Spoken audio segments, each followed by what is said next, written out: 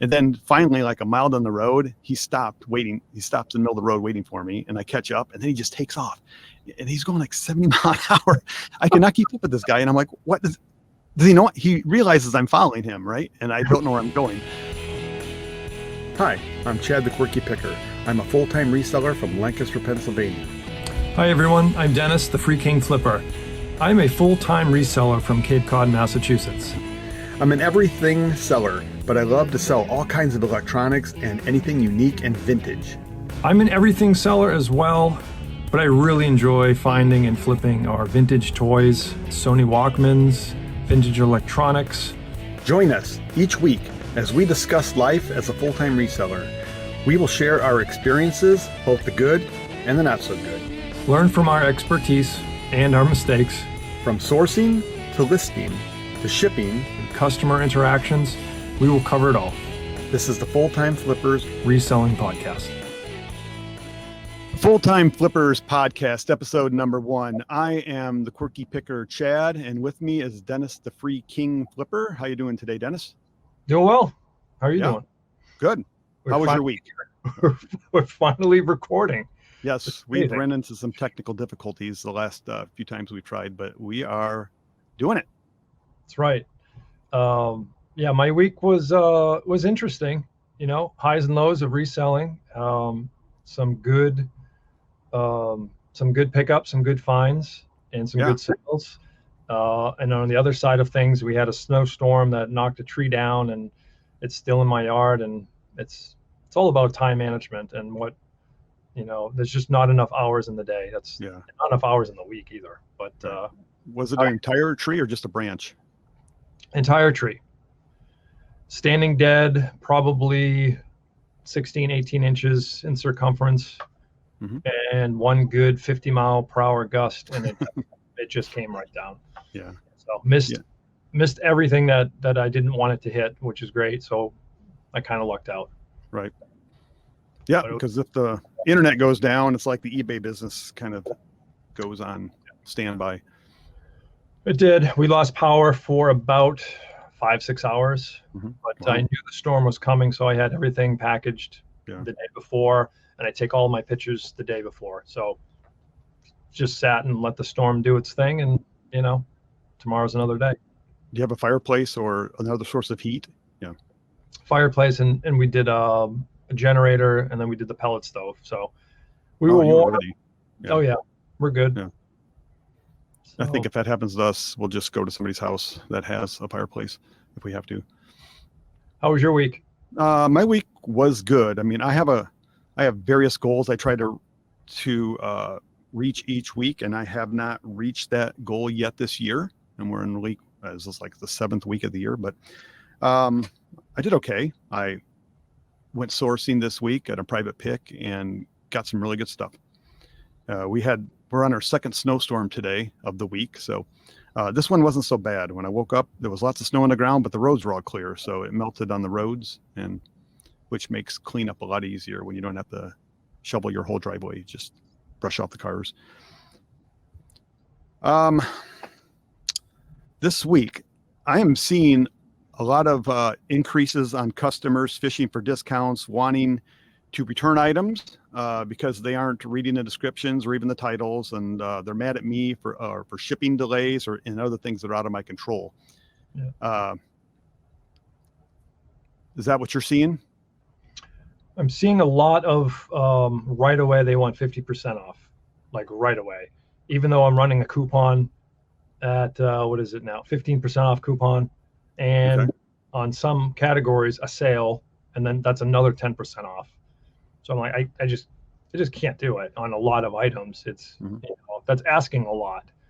So I'll counter, and I'd say 1 out of the 10 people that I counter will actually buy it, and then the other ones will just straight out decline it. So they're fishing for crazy deals, you know, 50, 60% off, 70% off. Wow. And you could just set up on your best offers to decline anything under a certain percentage. Yeah, I kind of like the back and forth, because you never know. They could be offering you 50%, and I'll come back with the counter and they'll buy it right away. They're just looking for something. And then you have the other ones that are like, I'm not paying more than this price, and then that's Yeah. it. So And this is typically on eBay. this is eBay. Yep. Yeah. And you also sell on what? Poshmark, Poshmark? clothing and shoes. They are even worse. They want, $5 items. They want to pay $2 for something. All my high end things are tons of people, what do they call it, liking it instead of watching it. And no sales yet. Yeah. I've had one sale this week on Posh. Is that normal? Or is that low? Yeah, it's probably 5 to 10% of my business, not even, because I also do Macari, which is even less than that. And then I try to do at least 2 or 3 good sales on Marketplace a week. And that is with heavy stuff, large, bulky items that I just don't want to ship. I'll list it on Marketplace and I'll let it fly, like Bose systems, with all the speakers and the big giant subwoofer that we always find, receivers. You get the price you want on Facebook without having to ship. So eBay prices. I do. Wow. Yeah. Very, very close, and it's cash money, and they'll meet at a place where we usually meet right at the police station. They have like one of those swap lots. Okay. People don't come to your house? Sometimes. It depends, on what I'm selling. If they need to test it or whatever, I totally get it. Yeah. But normally it's just meet in a public place and let it fly, and it's great because I didn't have to ship it and I got paid right away. Yeah. So, I mean, I sell maybe 1 or 2 items on Facebook Marketplace each week, and I'm way too lazy to go meet somebody in public, especially if they're not going to show up. Yeah, it happens a lot. They come to my house, but I also try to build a rapport with the person just to make sure that they're legitimate. They're not somebody from Bolivia that's pretending to live close by. And then, especially if we have a mutual friend on Facebook, that's huge. Then at that point, I'm like, yeah, I have no reservations if that's the case. Yeah, the scams are bad, real bad. They want to pay more than your asking price. They want to send you a check. They want to send their brother to pick it up. They, can you send me your phone number? I'm not doing any of that. So I've gotten to the point where I can see them coming a mile away. Yeah. You still get those kind of requests every week? Oh yeah. How many items do you have on Facebook? 25. Okay, that's not that bad. I mean, I have like 15, but there was a time where I was getting those, and then suddenly it's like Facebook flipped a switch, and then they all went away. And then it was just legitimate people from then on out. I don't know what happened, but if it's going to be a scam, it's going to be within the first 10 minutes that you've listed it. Yeah. So and then within 10 minutes, bam, someone's like, is this item still available? They won't mention what it is. And then I say that this is a scam. I can totally tell. Then of course you click on their profile and they get one picture, which is their profile picture. Yeah. And they just joined. It's like, I'm not doing this. So And sometimes I play with them and I'll say, sure, it's available. Yeah, just see what happens. But they want, give me your phone number. I'll call you right away, and I want to buy it. Yeah. And I'm like, yeah, you're not getting my phone number. We're conversing right here. We're conversing in the chat. So that's a red flag. That's a huge. It's a dead giveaway. Yeah. And then I'm like, what item are you interested in? Because I have several of these. And then they'll just ask the same question again. I'm like, you guys already gave it away. You already proved to me that this is a scam call. So, but it works. Certain items, like we both do electronics, we both do receivers and high end like audio and stuff. And I love meeting up with people that know exactly what they want, know exactly what the item is. If there's any issues, you can talk to them about it, and there's no returns. It's great. We've already veered off course from how our week was, but I do have a kind of a funny story about my week. When I had a private pick. There's a guy that has sold me some items in the past. I put an ad on Craigslist asking if anyone had any electronics that they wanted to sell, and he's one of the guys that responded. He's not giving away his stuff for dirt cheap, so I kind of pay up, but it's good quality stuff. He has like Macintosh amps in his house. He has a $40,000 stereo system in his house that he played for me one time, and it was quite amazing. Yes. My whole body just shook. So anyhow, so he called me up this week, and or maybe last weekend, said he had a roommate that moved out and they wouldn't take their stuff with them, and he's contacted them several times and they refused to get back with him. So he told them he's getting rid of all their stuff. So I went over to his house. I was meeting him somewhere. He's like, because you won't be able to find my house, which I'm like, does he not realize Google Maps can find any address? But so he meets me at a gas station and he calls me that morning. He's like, you on your way yet? And I'm like, we said 9 o'clock. And he's like, yeah, it's 8:30, but I'm here. I'll be sitting in my car. So I show up and he is sleeping, sitting in his car, and he's like parked sideways at this gas station, blocking pumps and everything. And I'm like, what is wrong with this guy?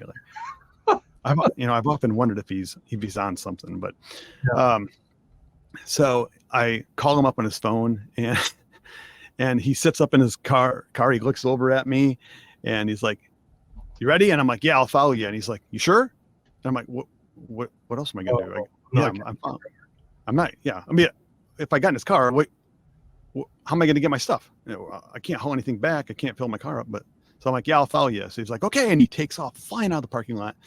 He goes down the road and turns a corner real quick. And I have to wait on a couple vehicles. And I knew where he turned. So I turn on this road, and these are like windy back roads in Lancaster County.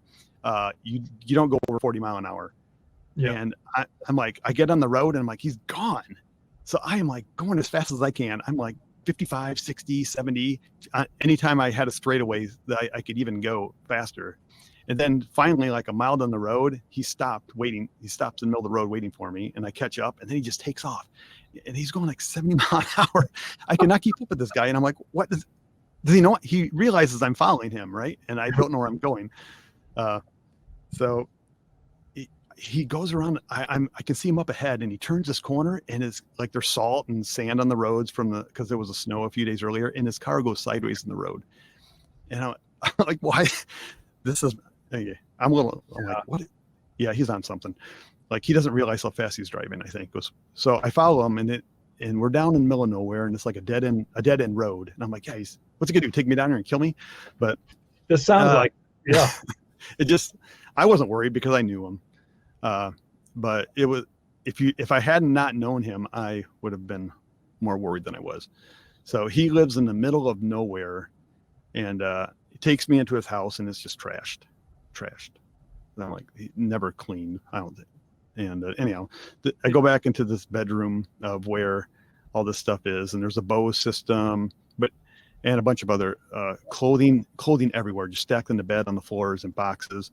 But I kind of pick all the electronics out of this, out of the room, and there was a tub full of CDs and DVDs. And I took all that, and I gave him $150, plus I bought an amplifier for $150 from him. So I've got these CDs home, and I've been going through them the last few days, and they are rare. Like, Nice. I listed one last night for $50. There was only one sold comp at $125 for a brand new one, like 2 years ago.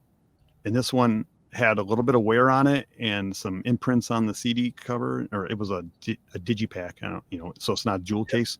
Yeah. So I just listed it for $50 and it sold overnight. Nice. And I probably have $600 or $700 of product listed in maybe 15 CDs so far. It was a pretty good buy. So that was like an import, or? They're imported, a lot of stuff overseas, Nice. None on eBay, no sold comps in 3 years. And it's like, how do I price it? I have no idea. So how did you decide? Just went with your gut, or? Yep.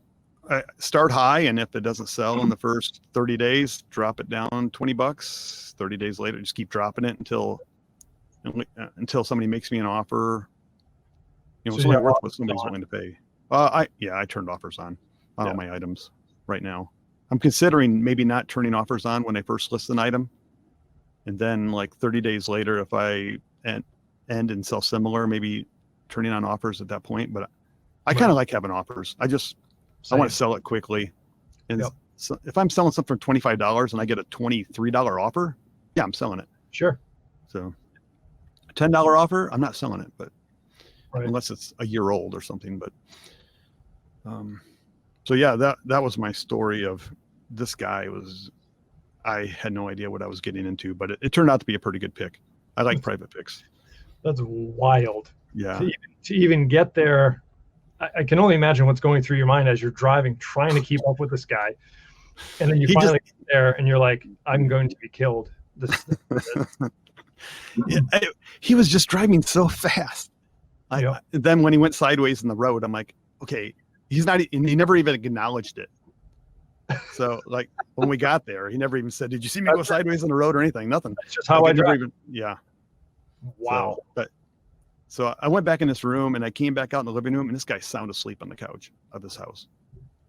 So I'm just carrying stuff past him and taking outside because he said everything in the room was available, and I made him a price. I said, I'll take everything I want. So on our podcast each week, we want to do different segments. We have some topics that we want to discuss, and one of our segments is called Home Runs and Strikeouts, our best and worst sales of the week. Did you have a home run this week? Let's see. It wasn't a sale, perhaps, but it was definitely a find. I don't know. It's back here somewhere. It was this Ping golf bag that I got, and it was at it was full of clubs. I love selling golf clubs. They're shipped, but I love finding them. The Ping bag I know is like $50. I could definitely sell the bag alone. Yeah. And I had a nice iron set from Adams Golf, and then I had a couple of hybrid clubs in it. So I'm thinking, this is great. I'll sell one price, 3 different listings, or a local, sale. So it was $14.99. I bring it home, clean up the hybrids, I clean up the irons, and then I start cleaning the bag. And someone literally left this bag or donated this bag filled with stuff. So I go through, there's about $6.25 and change in all quarters. Yeah. I'm like, grab those, throw them in the jar. Yeah. Tons of real nice Nike golf balls, Mojo brand, a couple of other real nice golf balls. Grab those, check them out. And then a Dunkin' Donuts gift card. And I'm like, this has to be used. No. Come to find out, fast forward, it's $15. Yeah. So Never used it. Got this bag for free. Yeah. And everything in it. I mean, I got my money back right away. So someone just didn't go through it. And it's not a home run, but it's free. That was free inventory, and I'll probably end up making $200 when all said and done off of it. So that was great. I love looking through pockets like that and seeing what they left, and lots of junk, lots of wrappers, candy wrappers, junk like that. But I couldn't believe it. I'm like, okay. So I'm already up $6.50 or 25 cents, and I haven't even sold any of it. So, what was yours? Well, wasn't my home run, but I did go to a yard sale one time, and there was a golf bag full of clubs, and this was like $1 million house, and he wanted $100 for the whole bag, and I'm like, I think the driver was worth like $250. I'm like, okay, sold. So I take the bag, and then after I said sold, I think I paid for it, and then the wife is like, oh, I should probably check the pockets of this bag, and she starts unzipping one of the pockets, and I'm like, no, I just bought this. She's like, well, yeah, but he's known to like keep $100 bills in pockets, and I'm like, well, if he did, it's mine. And of course there wasn't any in the bag, no money at all, but I did make a lot of good money off the clubs. And as I was walking away, some guy's like, oh, you bought those. If you hadn't bought those, I was going to. And I'm like, always a good feeling, always first come, first serve. Yep. You're like, I know I made a good buy right here, especially if you get offered as you're walking down the driveway. Hey, can I you can make a deal before you even get it home. That's right in front of the owner. Yeah. My home run, I bought a vintage microphone for just a few dollars at an estate sale, and got it, no idea what it was worth. Got it home, and it was like an old microphone you plug an XLR cable into, and I listed it for like $200 and sold it for $150 a few weeks. Like a week ago, but I mean, it was like listed for maybe 2 months. So that was my big sale of the last week, was just a $150 sale, but it was an old microphone from like the 60s, handheld microphone. Yeah. Similar to the one I'm talking into right now. But so did you have a strikeout? I don't recall an absolute swing and a miss. Okay. Which is mine is sorry, standalone answering machines. Sometimes you see an answering machine at a yard sale and it's like 50 cents or $1.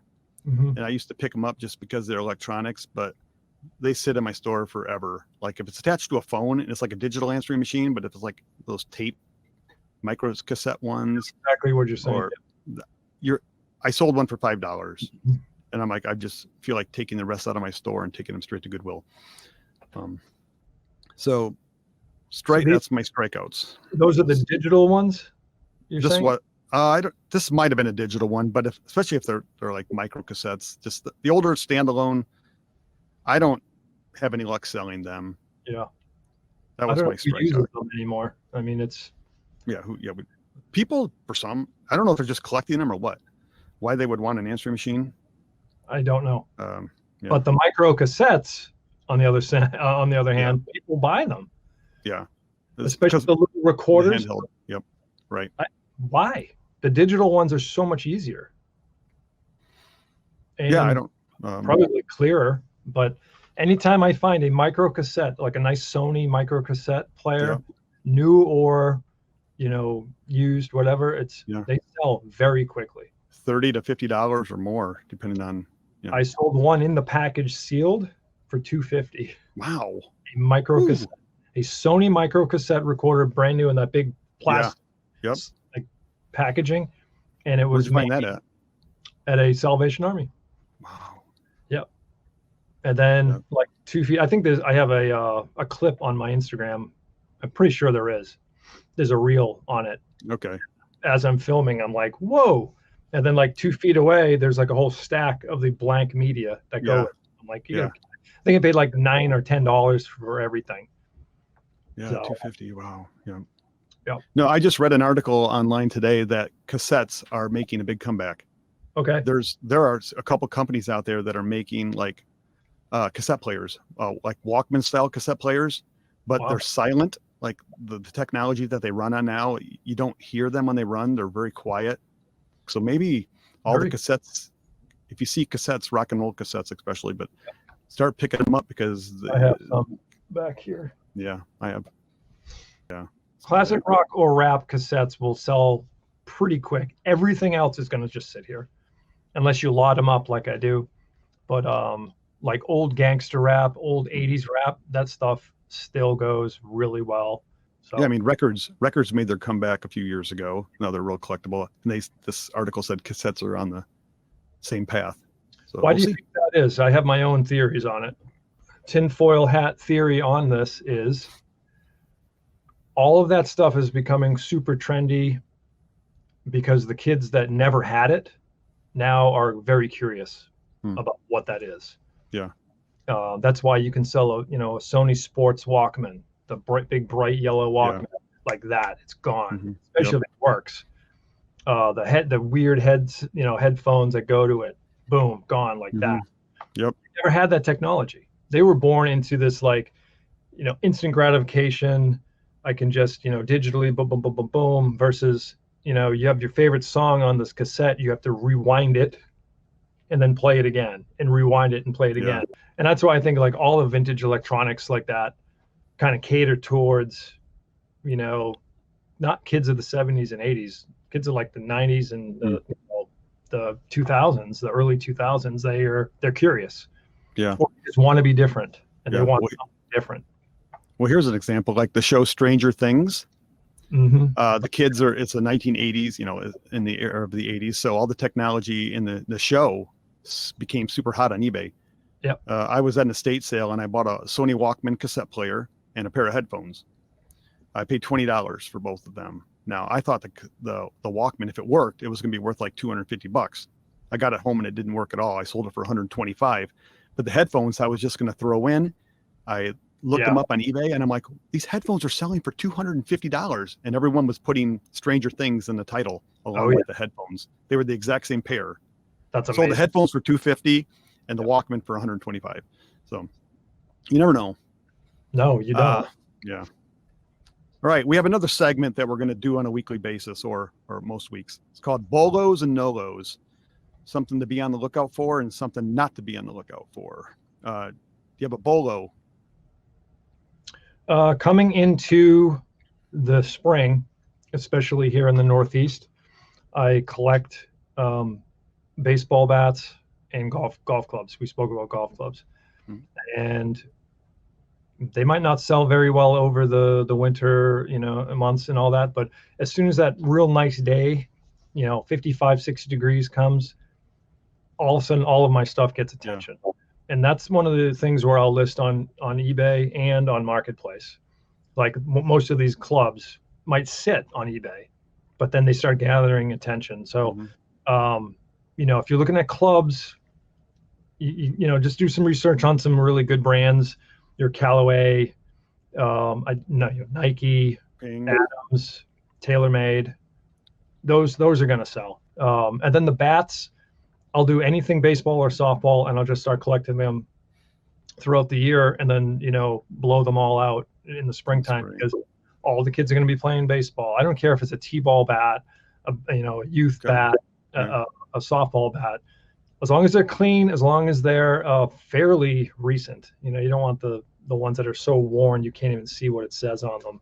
And then if you're lucky enough to get one of these composite bats, they're it's not a metal, it's like a fiberglass type of stuff. Yeah, crazy money. I sold one for $200 last year that I got at a yard sale for $10. Is that a softball bat or like a kid's bat? This is a baseball bat, composite bat, and it's light, super light. And the trick with any of these bats, get yourself a little piece of magic eraser.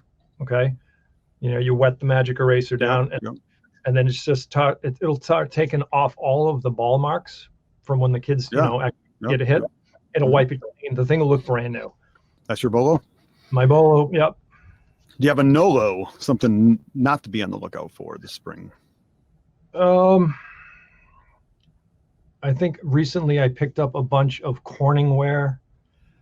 The blue cornflower, what I'm talking about? Yep, I've had some in the past. And it was hot for a while. And I just recently stopped picking it up because it's just flooded, and to the point where you got to clean the stuff. It's fragile. Does it have the lid? Because most things you're just not going to find the lid with it. Yeah. I just stopped picking it up. It is such a slow mover now. I think everybody kind of jumped on that Pyrex and Fire King and Corningware, and they flooded the market. Yep. So, definitely before you start picking that stuff up, definitely, see what the comps are. Because I also sold a piece of Pyrex this year for $250, some rare pattern. So definitely I'm saying don't pick this stuff up. Well, my bolo is buying vintage speakers and parting them out. I buy a lot of, whenever I see speakers at a yard sale or an estate sale, I usually buy, especially if they're old, I almost always buy them. Like Jensen's are really hot right now. I bought a pair of Jensen's and I put them up on, I think I listed them on eBay for $300 for the pair. And the cabinet's really nice. Everything worked. No, sorry. A couple of the speakers needed to be rebuilt, refoamed and stuff, but I could not get them sold for $300. So I took them down off of eBay, took all the speakers out individually, the grills, and I think I made about $700 when I parted it all out. Sweet. And it's much easier to ship two small speakers versus a cabinet. You don't have to worry about damage. And then I just sold the cabinets empty on Facebook Marketplace. Really? Amazing. I did that with a pair of Klipsch, they're probably from the 80s, and they did that same thing. The cabinets were in poor condition. Well, I would throw them away if they weren't nice, but they were sitting on the floor in a basement, so the moisture got into the bottom of it and started rotting them out. But the speakers were, the woofers were great. The tweeters were amazing. So I sold the crossover just like you were saying, and I couldn't believe how people were buying a single speaker, a single crossover. It was amazing. And then we ended up just cutting up the cabinets and having a fire. So I find the tweeters are almost the most expensive part of the speakers. A good pair of tweeters, $75 each, $150 for the pair. Yeah. That's awesome.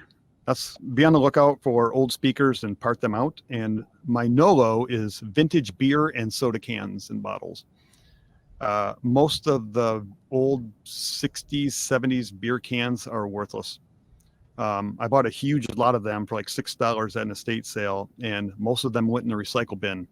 Oh, Like when I'm looking them up, they might sell for $1. yeah. But there was one set in there of like 15 of a set that was worth, I would say, about $40. I haven't sold it yet, but there's a lot of them out there. So it's not a high sell-through rate, but I'm priced low end of the scale. But if a beer can has like a tapered nozzle at the top, you want to be on the lookout for those.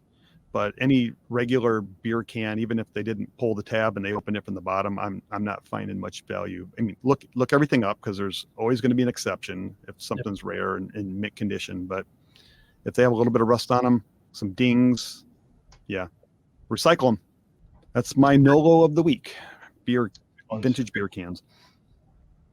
Another segment we want to do each week is called customer service, where we talk about maybe an interaction we have with the customer, good and bad, good or bad. And we also wanted to talk about how we both got into reselling. So you want to go into the reselling, how you got into reselling real quick? And Sure. I'll speed this story up because I know time is of the essence. I've been reselling since 2008, just part-time. And in all honesty, I needed a little money to buy things on a video game. That's it. I mean, money was super, super tight, and I couldn't see me taking money from my paycheck to buy dumb stuff on a video game. Yeah. So like, what was the video game? It's I don't even think it's around anymore, but it was Rappelz, Rappelz. I haven't played in years, but anyway, you could go on there, and they had an in-game store that you would change your real currency into in-game currency. Yeah, and that's what we wanted to do. And I said, I can't see myself spending $10, $20 doing this. It's just insane. Yeah. So at the time I worked for a university, I was a police officer. And I noticed at the end of the year, when the kids would move out, they would just throw everything away, including textbooks. Mm-hmm. So I started scooping up textbooks and flipping them on eBay to put money into a video game. That's the honest truth. That's how it started, and realized that people throw so many things away that are useful, that can be used again, that can be parted out, that I should probably just start picking up other things other than books. So, old pieces of stereo equipment, old speakers, old toys. Someone threw away a whole bin full of Fisher-Price Little People. So my knowledge started getting stronger and stronger and stronger on what to look for, and I started enjoying it more and more and more. Fast forward 3 years ago, I completely quit the job and started reselling full time. And you? Well, I've been on eBay for 25 years. I used to sell here and there, just off and on. Never would have dreamt I'd be doing something like that full time. But when the pandemic hit, my wife and I had been working together at the Milton Hershey School in Hershey, Pennsylvania, as house parents there. Every other weekend, we would go work there. And so once that job ended and they shut the campus down to try to, keep the virus out of their campus, I'm like, what am I going to do for money now? I'm just going to start selling everything I have. And I had always just taken stuff to the post office and printed label, or, had the labels put on at the post office when I had sold on eBay in the past. So I'm like, I'm going to figure out how to buy a scale and start doing this myself. So I looked up on YouTube, how do you ship on eBay? Found the Cincinnati Picker. He had a video on shipping.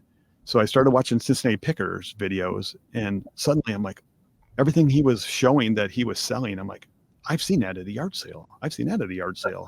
I've never bought it before because I didn't need it, but right. I need to start buying some of this stuff and selling it. And then next thing you know, I set off to sell my personal stuff, and then my personal stuff got set off to the side because I was buying stuff every weekend at yard sales, and my office filled up with things. Then my shed filled up with things. And then my wife's like, yeah, it's time to find another place to keep all this stuff. So I had a friend had an apartment building with an empty basement. I moved into there, and that's my Quirky Pickers headquarters. So then I started a year and a half ago. I quit my job and I started doing it full time. I figured had enough knowledge, and if I went full time, I could make enough money. I could sell a lot more and list a lot more and do everything more than just part time. I had been driving a delivery truck for 10 years, and I was starting to get too old to do that. My body was saying, find something else to do. So Yeah. That's how I got into it. You have a customer service issue that you want to talk about? Yeah. So customer service and specifically feedback as a buyer and a seller, and how important that is, especially for you being a seller. I know for a buyer, you're going to look up an item, you're going to find that same item listed 10 times. And then normally what I do as a buyer, look at the feedback of the seller. Mm-hmm. That's pretty cut and dry. Yeah. So now as a seller, and I'm going to go and sell something, I get an offer from somebody, is it really important to look at the buyer's feedback and, how many people actually do that, or do they just hit accept the offer and let it fly? I'm kind of one of those people. I don't really give it a ton of thought, mm-hmm. because I'm hoping that eBay has my back if this seller flakes out, or we all, if they don't pay, there's a process for that. If they try to pull a switch, bait and a switcheroo type of thing, there's a process for that too. So that's one side of the feedback and how it's important. The other side is what happens when I get a negative feedback? Is there a process that I go through to try to resolve that? Is there a process I go through to not get that in the first place? Of course. Customer service is huge. I try to answer all the questions from the potential buyer. I try to take the measurements. Even if the questions are absolutely insane, like, is this what size is this? And it says it right in the title, right in the description. You just answer it. I'm in the shop. I'm down here working. That's part of the job. Mm-hmm. You got to answer questions. You got to give good customer service.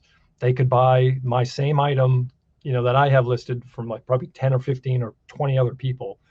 They've chosen mine for some reason, maybe just the pictures, the description, and then just answer the question. So worst case scenario is you get that negative. Mm-hmm. I reach out, hey, was there something that, went wrong? You gave me negative, most of the time they will never get back to you. They just won't answer you. I will go so far as to ask for a revision, go through the steps that eBay allows you to go through for a revision. If that doesn't work, I will go on eBay for Business on Facebook, shoot them a message. They'll look at the feedback. Sometimes they're just going to say, look, that's the person's opinion, and you're going to let it stick. Mm-hmm. Sometimes they'll say, yeah, you know what, you're right. You did everything you could possibly could, and they still did this. We'll remove it for you. That's the best case scenario. Yeah. Do I let it really bother me? Like some people get super bent out of shape by getting one negative. No, Mm-hmm. I'm selling probably 100 to 115 items a week, and I'm getting a lot of positive feedback throughout the week. So one negative every now and then, you're human, you're not perfect. And there's always going to be that one person out there that just isn't happy with your item. So just move on, list another 100 items that week and sell them all. And, it's devastating for a new seller. I get it, because your rating gets hit real low. Yeah. But I have, I think, 6,400 feedback, somewhere around there. So one negative it's not so devastating. And the other way, but lastly, some people have a thing where they're not going to send the buyer feedback until they receive feedback. I don't do that. As soon as I sell it, package it up, ship it off, boom, boom, boom, boom, boom, I'll do all the feedback for that day and just send it out. It seems to work. They seem to say, oh, wow, this guy already gave me positive feedback. I will give him positive feedback when I receive the item. And normally that's what happens. Yeah. Versus I'm just going to wait for them to send feedback for me. Mm-hmm. Come on, life gets in the way. They got their item, they're done with it. Even if they're reminded, they're probably not going to do that. But sometimes when you send it out right away, that sends them a good message and they'll give you positive feedback. So Right. that's what I have for that little section. Do you offer free returns, buyer pays or seller pays? No free returns? Nope. Okay, so they're returning it if it's not as described. Other than that, That's it. you're not taking it. Yep. Okay. And I am on the verge of changing that, but every time I go to think about changing that, I'm like, nah, I'm not. I'm not going to mess with it. Yeah. I don't know. I know the goods and bads on both sides of it. Yeah. But I maybe that's what I need to boost the business even more. Mm-hmm. They'll know that they can get it and return it. I don't know. I've just never done it. Well, here's a story on why maybe you should consider it. I was on the phone with eBay this week in regards to a customer starting to get mad at me.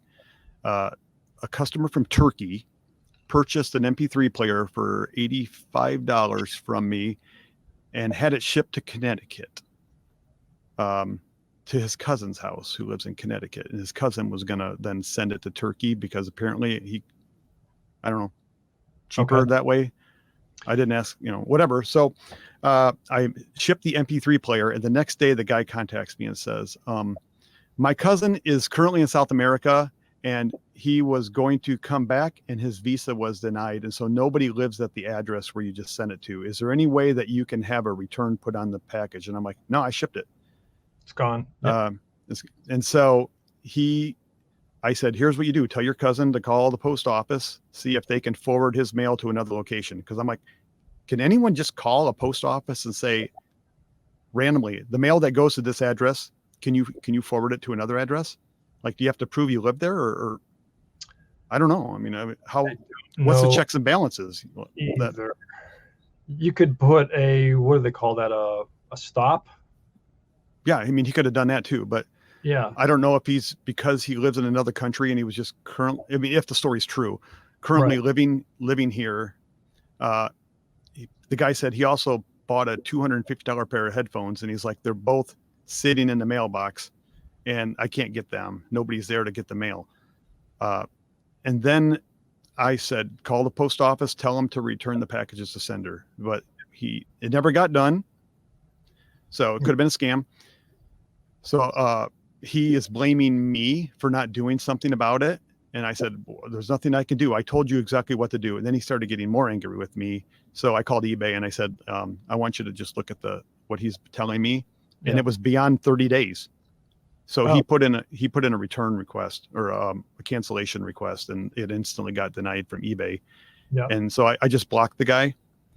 But then the eBay worker was like, is there anything else that you can help that I can help you with today? And I'm like, yeah, let's just go right down my list here of all the issues I have with customers. And so I got a negative feedback for selling a deck of cards that only had one joker in each deck. It was a double set of cards from the 1930s. And a lot of people have listed this same deck on eBay and showed pictures of one joker per deck. So I just thought maybe that was the way they were made. The guy got them, wasn't happy. And because I have free returns, but the buyer pays. And he was upset and gave me a negative feedback saying I sold him a deck that wasn't as described or whatever. And I said, well, open up a return. And he's like, yeah, but I don't want to pay for return shipping. And I'm like, oh, well, just open it up and I'll just give your money back. So I did. And then I contacted him. I texted him and said, through eBay and said, would you consider revising your negative feedback? And because I said, I do go the extra mile to make my customers happy. I gave you all your money back and I didn't have to. It was only like $13. Sure. And whatever. He wasn't happy with the deck. And so, but anyhow, when I was talking to the eBay rep, I asked them if they could remove the negative feedback because I gave the guy his money back. And they're like, if I would have offered free returns, seller pays for returns, it would automatically get removed as soon as I refunded them. Huh. Because I did buyer pays, the negative feedback will stay, and only the buyer can remove the negative feedback. This is what they told me, and maybe different people have heard different things. So I'm like, do I just change my policy back to seller pays for shipping? But I like to do buyer pays, because then I feel like you have to be a little more serious when you buy something. You're not just going to buy it and then say you didn't like it and return it. Or rent it for 29 days. Yeah. I mean, you do, it does force the person, like if they could damage the item and say it didn't work. Yep. If they really wanted to get the free return, or they could just say it didn't work and then return it working. I've heard of that, people happening to that before, but they said that feedback would have went away had I had seller pays for returns, which I used to do all the time. I just switched it. I wanted to make my buyers a little more serious about the products I sold. Yeah, I agree. Now I'm considering maybe going back. Going back to seller pays. Yeah, just that feedback would be gone. I think it's maybe easier to get your feedback removed, negative feedback removed, if that's the case. I don't know if anyone has that knowledge or experience in those areas. You could leave a comment on the video. Any closing thoughts, Dennis? No, just psyched to be doing this. Finally, I know Chad and I have been putting together lots of good ideas and content going forward. And we did have a little bit of, technical difficulties, but we are here. We are looking to do, podcasts once a week, different topics. If you guys want to know about stuff, can you leave us a comment on, hey, can you cover this? Can you talk about that? I just enjoy talking to somebody else that does this for a living, full time, that I can relate and bounce off stuff, because my friends, they get it, but they don't get it, and they're not supposed to get it. They know that I sell other people's junk. That's it. But if I wanted, specifics, exactly what I'm talking about. And I'm just psyched to be here. I want to hopefully teach people some stuff, and I want to learn some stuff from you and from others as well. So this is great. I'm psyched. Yeah. I mean, my only reselling friends right now are YouTubers.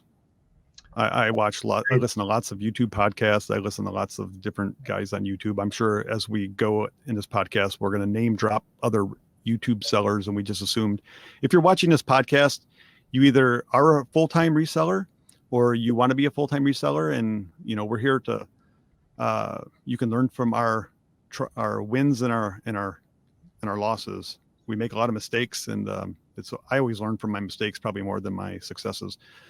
But we want to release the podcast once a week, every Monday morning. That's the goal now. If all goes well, I'll have to do some editing over the weekends, but we're going to film these on Friday and release them on Monday morning. And we hope to build a community of fellow YouTubers out there that want to follow us in our journey and join us in our journey for sure.